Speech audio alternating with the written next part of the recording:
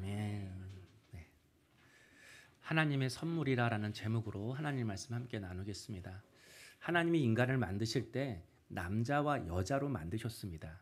이 말은 인간을 관계적인 존재로 만드셨다는 겁니다. 그래서 인간은 결코 혼자서 살아갈 수가 없습니다. 그러므로 우리 서로가 관계를 맺고 살아가는 것이 굉장히 중요합니다. 내가 어떤 관계를 맺고 살아가느냐에 따라서 우리의 인생이 달라지기 때문입니다. 그런 의미에서 사람들은 여러 가지 방식으로 사람들과 관계를 맺습니다. 먼저는 폭력적인 방식이 있습니다. 힘으로 상대방을 눌러서 관계를 맺는 것이죠. 그러나 힘으로 맺어진 갑과 을의 관계는 결코 오래가지 못합니다. 못된 시어머니 시집살이 밑에서 더 못된 시어머니가 나오듯이 폭력은 반드시 또 다른 폭력을 낳습니다. 두 번째는 계약의 방식입니다. 서로 만족할 만한 조건을 내걸고 서로 계약을 맺는 방식이죠. 물건을 서로 매매하거나 협력자, 동반자의 관계를 유지하고자 할 때 맺는 방식입니다. 서로 원하는 것을 말하고 서로 맞추어서 계약을 맺기 때문에 매우 합리적인 방식이고 서로에게 좋은 방식입니다. 그리고 이 계약이 유지될 때까지 좋은 관계를 맺을 수 있을 것입니다. 그러나 여러분 알다시피 계약적인 관계도 오래가지 못합니다. 사람의 욕심 때문에 그렇습니다. 사람은 언제나 계약 따라 움직이지 않고 욕심 따라 움직입니다. 그래서 어제의 적이 오늘의 동지가 될 수 있죠. 어제 내가 끊었다 할지라도 오늘 그 사람이 내게 유익이 되고 이익이 된다면 그 사람과 계약을 하는 것이 이 땅을 살아가는 우리의 모습일 때가 많습니다. 내게 이익이 되면 언제든지 우리는 그 계약을 깨트리는 것이죠. 청년들의 대표적인 방식이 동거라는 거죠. 동거는 뭐죠? 미리 한번 살아보겠다는 겁니다. 서로 만족할 만한지, 서로 잘 살 수 있을런지. 그러나 여러분, 사랑과 결혼과 가정의 핵심은 희생이고 섬김입니다. 다 아시잖아요. 누구 한 사람이 희생하지 않으면, 누구 한 사람이 내려놓지 않으면 그 가정, 그 관계는, 그 결혼은 오래가지 못한다라는 거. 그래서 잘 살아보겠다고 계약의 방식으로 동거를 하는 것은 결코 오래가지 못합니다.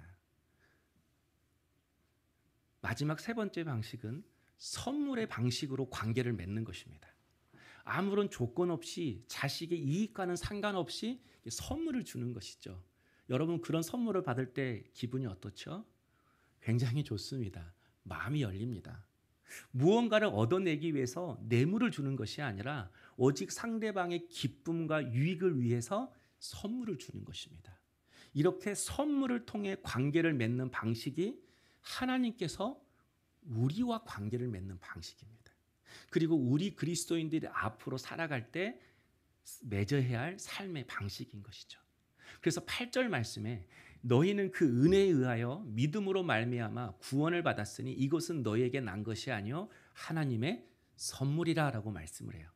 하나님께서 오직 우리의 유익을 위해서 구원을 선물로 주셨대요. 여러분 구원이 무엇이죠? 구원이 무엇인지 알아야 구원이 얼마나 우리에게 필요하고 유익한 선물인지를 알 수 있습니다.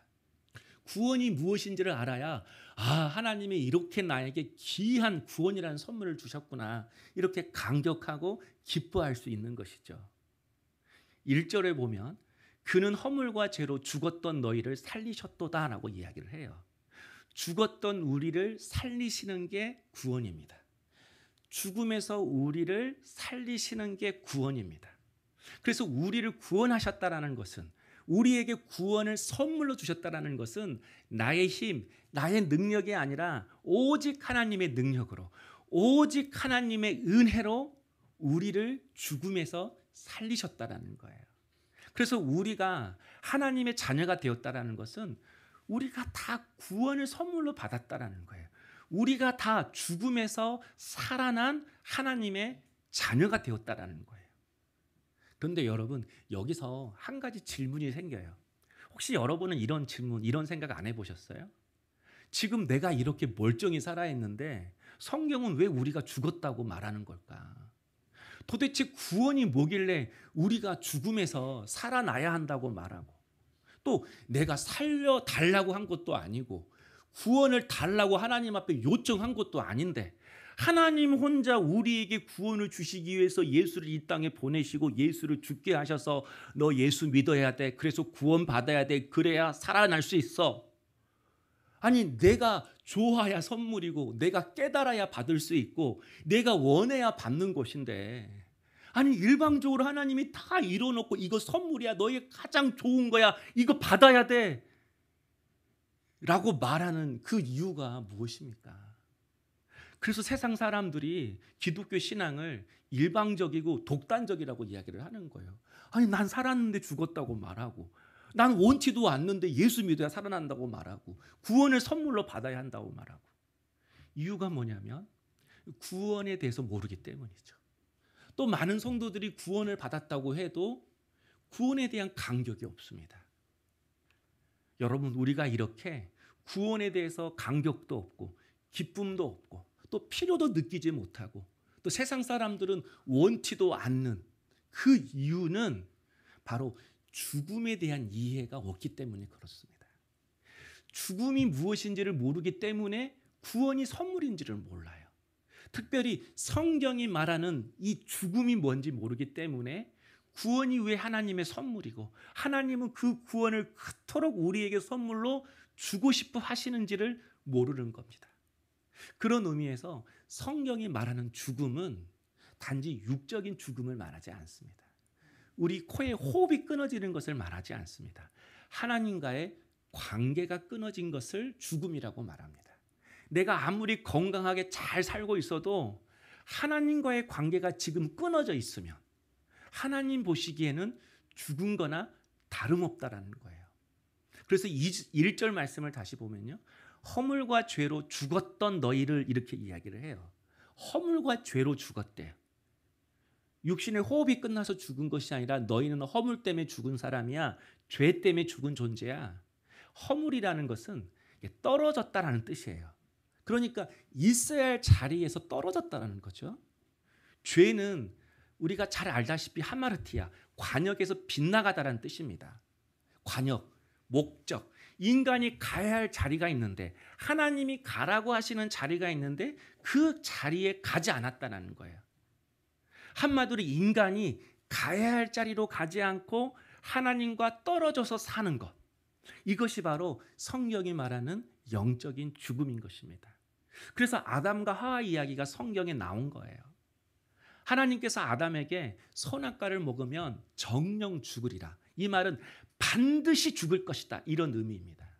그런데 아내 하와가 먼저 선악과를 먹어버렸어요. 선악과 먹고 나서 하와가 죽었나요? 안 죽었습니다. 오히려 남편에게 선악과 먹으라고 유혹했어요. 그래서 아담이 선악과를 먹었습니다. 그럼 아담도 죽었나요? 안 죽었습니다. 아담 하와 선악과를 먹어도 수백 년 동안 아주 건강하게 오래오래 살았습니다. 대신 에덴 동산에서 쫓겨났습니다. 하나님과 멀어졌습니다. 하나님과 떨어졌습니다. 하나님과의 관계가 끊어진 것이죠. 이처럼 하나님과의 관계가 끊어져서 살아가는 것, 하나님과 떨어져서 살아가는 것, 이것이 바로 영적인 죽음인 것입니다. 그런데 문제는 이렇게 하나님과의 관계가 끊어짐으로 인해서 생겨나는 영적 죽음의 증상이 있다는 거예요. 독감 걸리면 독감의 증상이 있잖아요. 요새 독감 유행이라고 하는데 마찬가지입니다. 하나님과의 관계가 끊어진 영적 죽음 가운데 있는 사람은 그 죽음의 증상을 경험해요. 대표적인 것이 불순종입니다. 2절에 보면요. 불순종의 아들들이라고 이렇게 이야기를 해요. 여러분 순종이라는 의미가 듣다라는 데서 시작해요. 들어야 따를 수 있잖아요. 그러면 불순종의 의미는 어디서 시작하죠? 안 듣는 거. 귀담아 듣지 않다. 이게 불순종의 의미의 시작입니다. 여러분 하나님과의 관계가 왜 깨졌죠? 아담과 하와가 하나님의 말씀을 귀담아 듣지 않았기 때문입니다. 그런데 하나님과의 관계가 깨진 순간부터 하나님의 말씀을 귀담아 듣지 않는 그 순간부터 사람들은 사람들의 말도 귀담아 듣지 않게 되었다라는 거예요. 3절에 육체의 욕심을 따라 지내며 육체와 마음에 원하는 것을 하여라고 말씀합니다. 사람의 말을 귀담아 듣지 않고 자기 욕심만 말한대요. 자기가 원하는 것만 말한대요. 자기 유리할 대로만 말한대요. 자기 마음에 원하는 것만 말한대요. 자기 감정, 자기 기분대로만 말한대요. 상대방의 말은 듣지 않고. 아담도 선악과를 먹고 나서 제일 먼저 한 일이 자기 죄를 하와에게, 아내에게 다 전가하는 거였어요. 하나님이 내게 짝 주신 아내 하와가 저 먹게 했어요. 자기 유리할 대로 말한 거죠. 그래서 부부 관계가 깨졌습니다. 지금도 몸은 같이 사는데 죽지 못해서 살아가는 부부, 상처를 가지고 살아가는 부부가 많습니다. 이유가 뭐죠? 결국은 배우자의 말에 귀담아 듣지 않기 때문입니다. 내가 원하는 것 해주고, 내가 기뻐하는 것 해주고, 내가 좋으면 상대방도 좋을 거야 라고 하는 일방적인 방식, 폭력적인 방식으로 관계를 맺으려고 하기 때문에 부부관계가 깨지는 것입니다. 또 창세기 4장에는 아담과 하와의 아들 가인이 동생 아벨을 돌로 쳐서 죽입니다. 자기 기분 나쁘니까. 자기 감정대로 행동한 겁니다. 형제 관계가 깨진 거죠. 지금도 원수처럼 지내는 형제들이 있습니다. 부모의 유산 앞에서 싸우는 형제들이 많습니다. 뿐만 아니라 여러분, 창세기 4장 마지막 부분에 보면 가인이 동생 아벨을 죽이자 하나님께서 아담과 하와에게 셋이라는 아들을 주셔요. 그리고 그 셋이 에노스라는 아들을 낳는데, 이 아들을 낳을 때 그때 비로소 사람들이 하나님을 불렀다라고 이야기를 해요. 무슨 뜻이죠? 아담과 하와가 낳은 자식들이 부모의 말을 듣지 않고 하나님을 믿지 않았다라는 거예요. 부모의 말도 듣지 않고 하나님의 말씀도 듣지 않고 살아갔다는 거예요. 그래서 지금도 자녀들이 부모의 말을 잘 듣지 않습니다. 대들고 욕하는 애들도 많습니다. 호족상으로는 부모 자식인데 서로 정을 끊고 살아가는 부모 자식 관계가 있다라는 거예요. 이처럼 하나님과의 관계가 깨지는 순간 부부 관계도 깨지고 형제 관계도 깨지고 부모 자식 간의 관계가 깨졌습니다. 한마디로 가정이 무너졌습니다. 여러분, 하나님께, 그분의 말씀에 귀담아 듣지 않는 순간 하나님과의 관계가 깨질 뿐만 아니라 제일 먼저 우리의 가정이 깨집니다. 제일 안타까운 것은 예수 믿는 그리스도인들의 가정도 세상 가정과 별반 다를 바 없다라는 거예요. 이 말은 배우자의 말도 귀담아 듣지 않고 하나님의 말씀도 귀담아 듣지 않고 살아간다라는 거예요. 가장 사랑으로 서로의 말을 귀담아 들어줘야 할 가정조차도 서로 듣지 않는 우리가 되었으니 여러분, 이 세상은 오직 하겠습니까? 세상이 온통 분열과 다툼 천지입니다.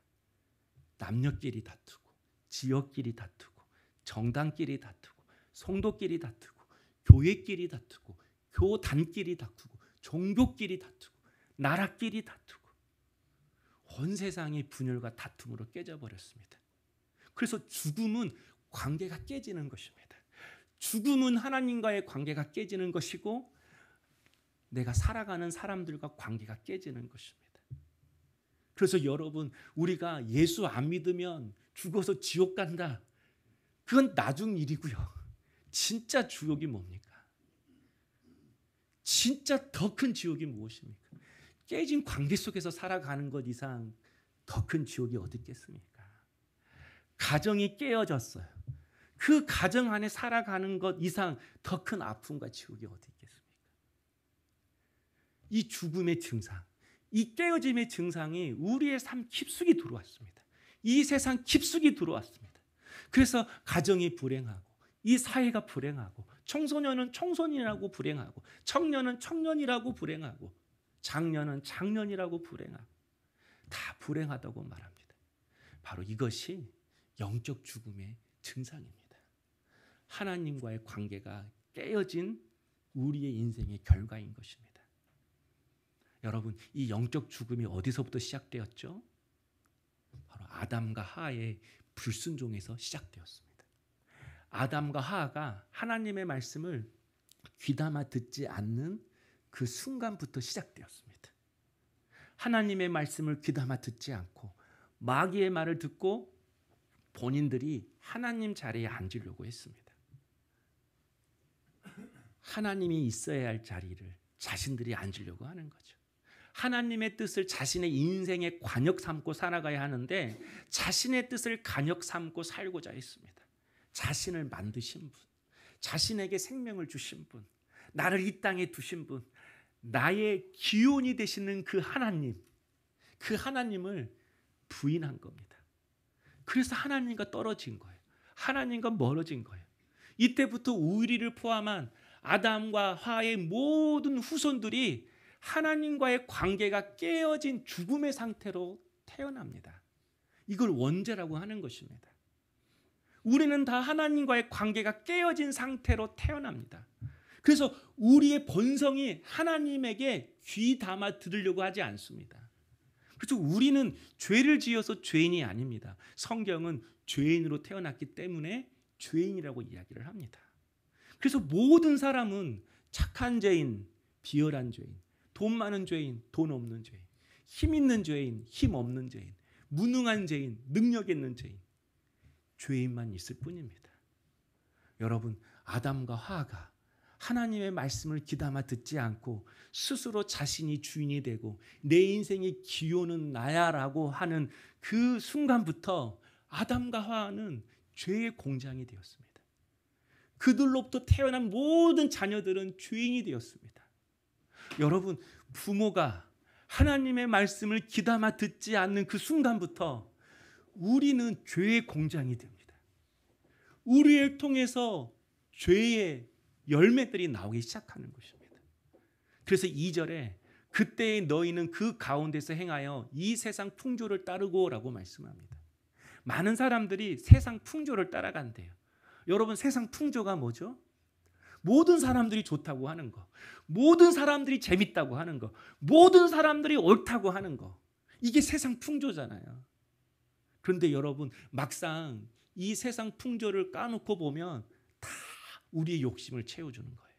우리의 욕망을 채워주는 것들이에요. 다시 말해서 이 세상 풍조 속에 담겨진 메시지가 있어요. 너의 인생의 주인은 너야. 너에게 주어진 자유, 시간, 에너지, 물질, 건강 다 네가 주인이야. 그래서 너의 뜻대로 살아. 하나님을 생명의 관역 삼고 살아가야 되는데 네가 하나님이 될 거야. 네가 너의 인생의 주인이야. 너의 인생의 기호는 하나님이 아니라 너 자신이야. 이것이 지금 세상의 풍조입니다.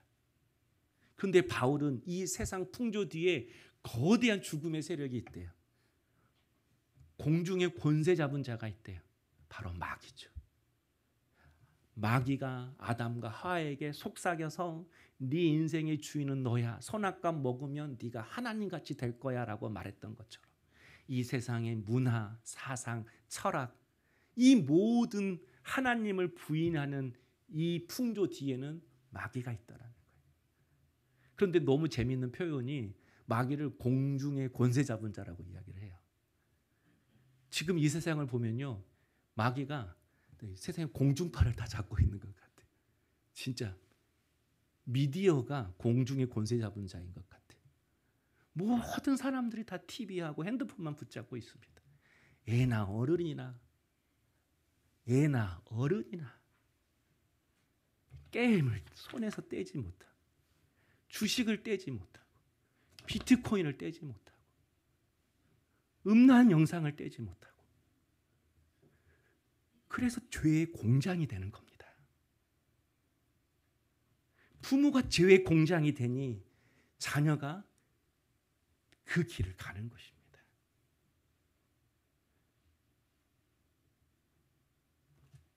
인스타를 보면서 부러워하고 다 그 사람들은 어쩌다 한번 간 거예요.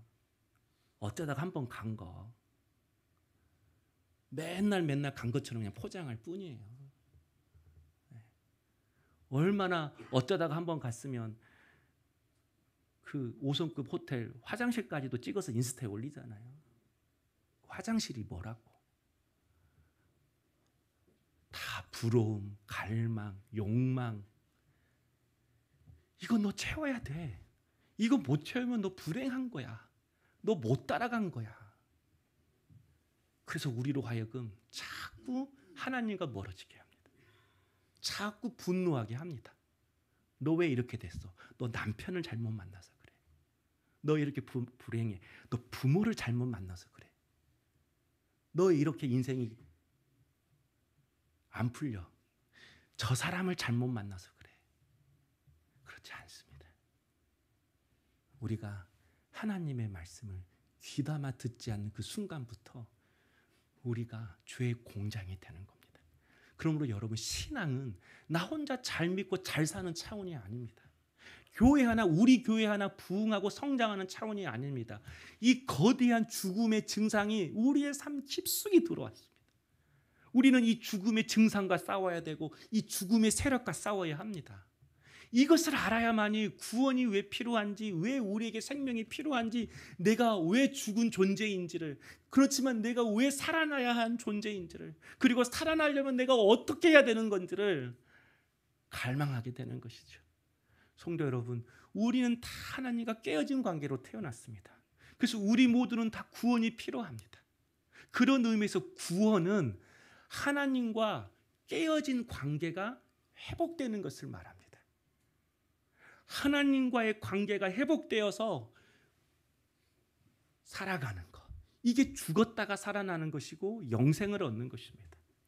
하나님과의 관계가 다시 회복될 때만이 죄의 공장이었던 내가 생명 공장으로 바뀝니다. 나를 통해 내 자녀들의 삶 속에 생명의 열매가 맺힙니다. 하나님과의 관계가 회복되어서 그분의 지혜, 그분의 말씀, 그분의 삶의 이치를 들을 때만이 내 가정도, 공동체도, 이 세상도 치유될 수가 있는 것입니다. 그래서 구원이 중요합니다. 그렇다면 하나님은 어떻게 그 깨어진 관계를 회복시키시는 것입니까? 허물과 죄로 죽은 우리를, 내 자신을 인생의 관역 삼고 살아가는, 하나님과 멀리 떨어져서 살아가는 우리를 어떻게 하나님은 다시 회복시키시는 것입니까? 예수 그리스도를 이 땅에 보내주심으로 회복시키십니다. 죄로 인해 깨어진 우리의 관계를 회복시키기 위해서 하나님은 죄의 문제를 제일 먼저 해결하셔야 했습니다. 그래서 예수님을 이 땅에 오게 하셨고 우리의 죄를 대신해서 십자가에 못 박혀 죽게 하셨습니다. 그래서 5절에 허물로 죽은 우리를 살리셨고라고 이야기를 해요. 우리를 살리셨다, 이 말은 예수님을 통해서 하나님과 우리 사이에 깨어진 관계를 회복시키셨다. 그래서 우리가 의인이 되었다, 하나님의 자녀가 되었다, 그런 의미입니다. 우리가 죄를 안 지어서 의인이 아니라 하나님과 올바른 관계가 되었다, 그런 의미에서 의인인 겁니다. 우리의 신분이 바뀐 거죠. 그런데 하나님은 예수 그리스도를 통해서 깨어진 관계만 회복시킨 게 아닙니다. 6절도 보면요, 함께 일으키사, 예수를 통해서 우리를 살리셨어요. 그 다음에는 우리를 함께 일으키신대요. 하나님의 자녀가 되었다고. 우리가 완전한 삶을 살아가는 게 아니죠. 우리는 겸손해야 합니다. 우리가 예수를 믿어도 우리는 또 떨어질 것입니다. 또 잘못된 관행을 향하여 인생을 살아갈 것입니다. 하나님과 멀어지는 인생을 살아갈 것입니다. 그래서 하나님은 예수 그리스도를 통해서 우리를 일으켜 세우신다고 말씀하는 겁니다. 예수 그리스도를 통해서 하나님과 떨어질 때마다 다시 우리를 하나님 옆으로 인도하신다라는 거예요. 그래서 하나님의 말씀을 귀담아 듣는 존재로 계속해서 빚어가신다라는 거예요. 그리고 6절 보세요. 그리스도 안에서 하늘에 앉히사, 하나님은 예수를 통해서 살리시고 일으키시고 마지막 어떻게 하신다고요? 앉히신대요. 앉히신대요.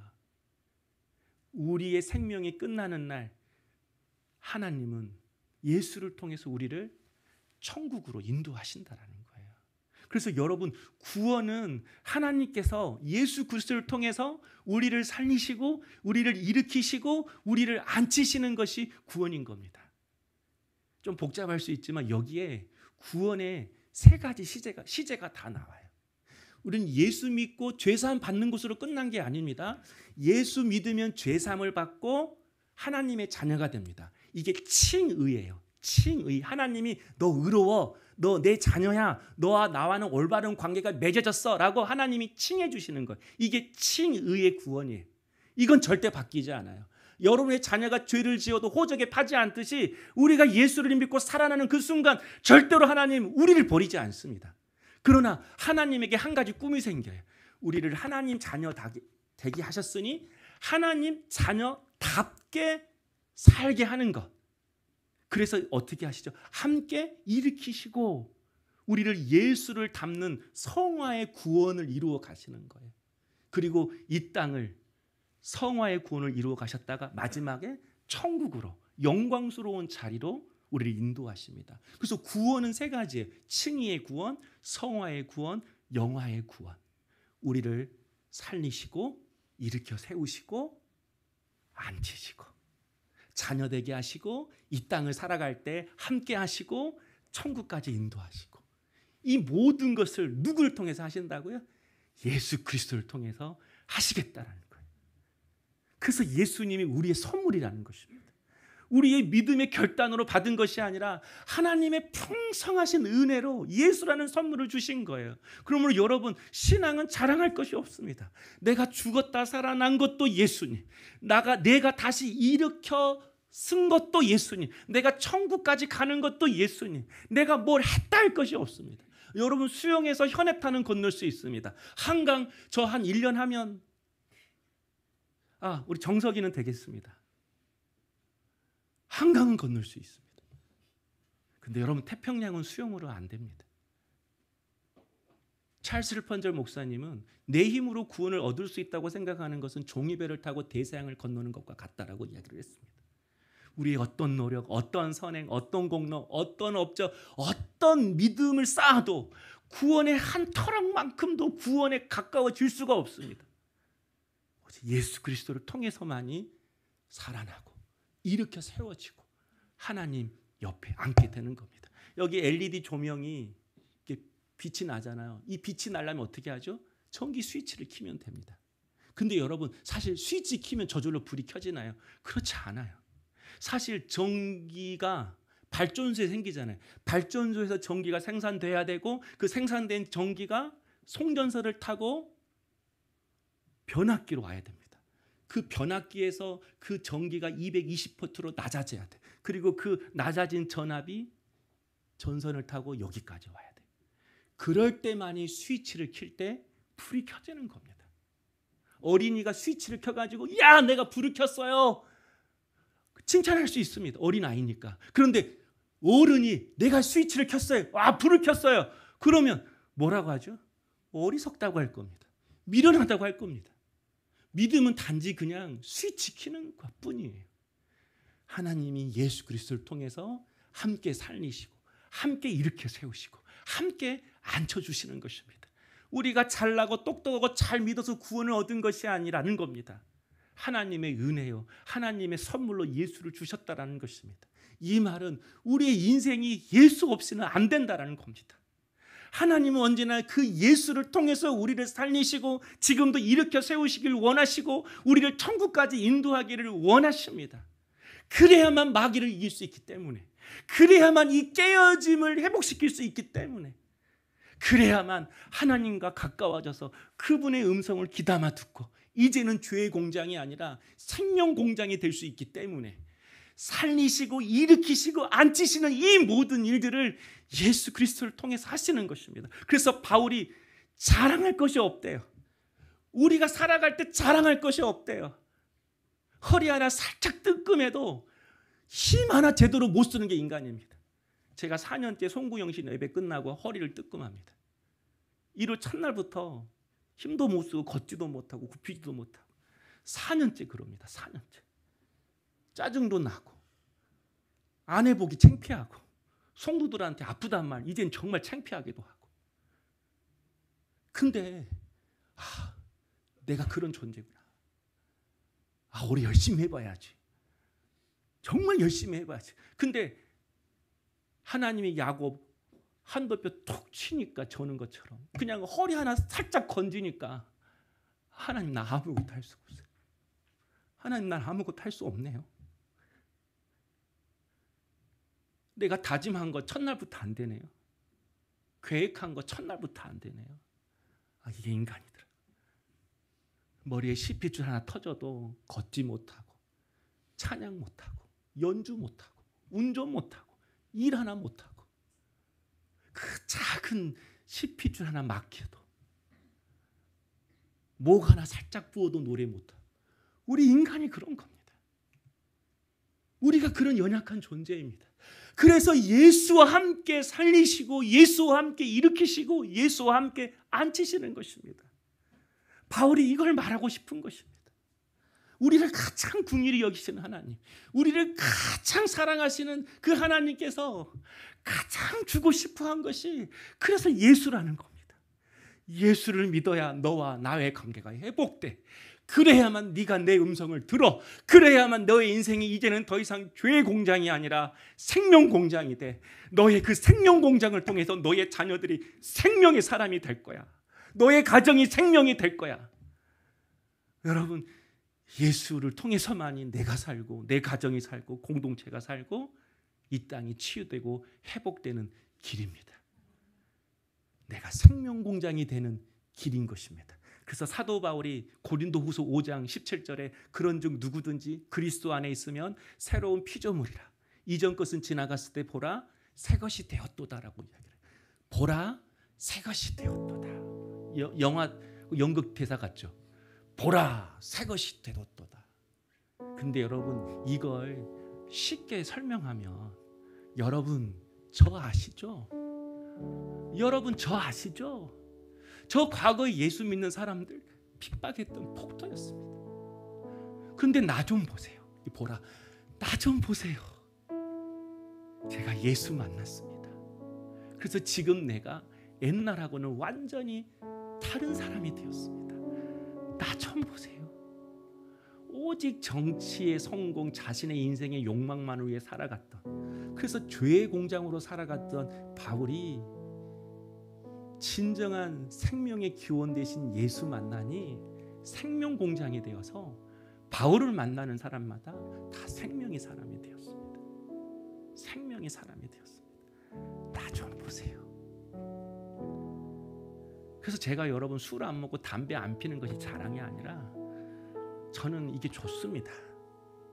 내 자녀에게 담배 냄새 안 나는 아빠의 모습을 보여주는 거, 내 자녀에게 술 안 먹는 아빠의 모습을 보여주는 거. 우리 애들이 고등학교 때 친구 이야기를 많이 해요. 아빠 때문에 죽겠대요. 이유가 뭐냐면 술만 먹고 오면 늦게 와서 다 깨운대요. 잠자는 애를 깨운대요.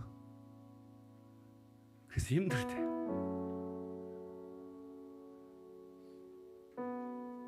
(10절에) 우리는 그가 만드신 바라 그리스도 예수 안에서 선한 일을 위하여 지으심을 받은 자니 이 일은 하나님이 전에 예비하사 우리를 그 가운데 행하게 하려 하심이라. 선한 일을 위하여 하나님 우리를 지으셨대요. 선한 일은 어떤 크고 위대한 일이 아닙니다. 뭔가 1등 찍고 뭔가 높아지고 뭔가 부유해지고 이게 선한 일이 아닙니다.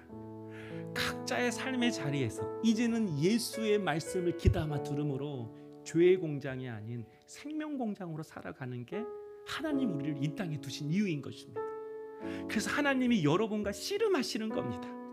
여러분이 지금 고달프고 힘들고 아프고 하나님 침묵하시는 것 같고 나를 사랑하시지 않는 것 같고 이렇게 생각하는 이 모든 생각들은 여러분이 지금 너무나 얄팍하고 값싼 복, 얇은 영광, 하나님이 마지막 날에 너 너무 수고했다 두 팔 벌려 안아주는 그 영광이 아니라 사람들이 와 저 사람 돈 많다, 와 저 사람 차 봐, 야 저 사람 승진한 거 봐봐, 와 저 사람 집 봐봐, 이런 얄팍한 그 영광을 상상하고 있기 때문에 항상 남들과 비교되는 것이고 그럴 때마다 내가 못 사는 것 같고 불행한 것 같고 저 사람 만나서 저 인간 만나서 부모 만나서 내 삶이 이렇게 되어서 분노하고 절망하는 것입니다.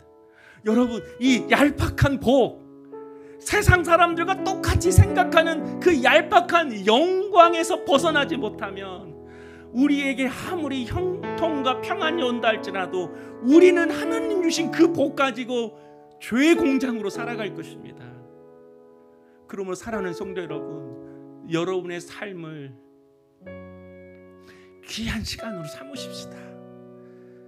그냥 흘러가는 시간, 그냥 고통을 당하는 시간이 아니라 지금도 불변하시는 하나님, 지금도 내 삶 속에서 일하시는 하나님, 지금도 나를 생명 공장으로 만드시기를 원하시는 그 하나님께서 나에게 씨름을 거신 겁니다. 그러면 우리 정직하게 그 하나님의 씨름 앞에 대면하십시다. 결국 모든 싸움은 하나님과의 씨름에서 결단됩니다. 예서가 야곱 죽이려고 칼 들고 쫓아왔잖아요. 근데 그날 밤 야곱이 한 일은 하나님과 씨름하는 거였습니다. 자녀와 씨름해서 된 거 아닙니다. 배우자와 씨름한다고 풀어질 것도 아닙니다. 우리 인생의 모든 씨름은 하나님 앞에서 그분과 정직하게 씨름할 때에 거기서 풀어지는 것입니다. 씨름하면서 그분의 소리에 귀담아 들을 때에 거기서 그분의 생명이 흘러들어오고, 그 생명이 흘러들어올 때에 죄의 공장이었던 내가 생명 공장으로, 생명의 통로로 살아가게 되는 것입니다. 그러므로 사랑하는 성도 여러분, 여러분이 여러분의 자식들에게 우리 부모님은 너무나도 멋있는 그리스도인이야, 이 말을 듣게 하시는 성도님 될 수 있기를 원합니다. 저 사람은 정말 매력 있는 그리스도인이야, 세상에서 생명 공장으로 불려지는 우리 성도님 될 수 있기를 주의 이름으로 축복합니다. 우리 함께 기도하겠습니다.